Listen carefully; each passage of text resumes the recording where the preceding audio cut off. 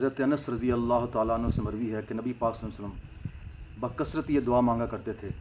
آپ فرماتے تھے یا مقلب القلوب ثبت قلبی علی دینک، اے دلوں کو پھیرنے والے میرے دل کو دین کے اوپر ثابت قدمی نصیب فرما۔ یہ سرکار کا ہم پر کرم ہے کہ سرکار نے ہمیں ہر چیز سکھائی ہے۔ اللہ کے سرکار کی دین پر چلنا، سرکار کے داؤں پہ چلنے کا نام تو دین ہے۔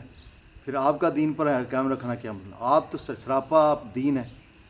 صرف ہمیں سکھایا گیا ہے کہ جب بھی اللہ سے دعا مانگو تو دین پہ ثابت قدمی کی مانگو۔ کیوں کہ دین کے اوپر ثابت قدمی جو ہے نا، یہ سب سے بڑی نعمت ہے۔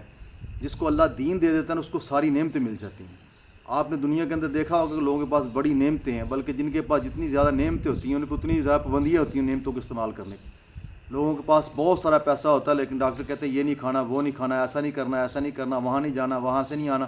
تو یہ پابندیاں سب کچھ ہونے کے بعد پابندیاں ہوتی ہیں۔ اور دین کے اوپر چلنے والے بندے کے اوپر اللہ کا اتنا فضل ہوتا ہے کہ اللہ اگر انہیں نعمتیں دیتا ہے تو اس نعمتوں کو انجوائے کرنے کے لیے اتنی طاقت اور اتنی توانائی بھی دیتا ہے۔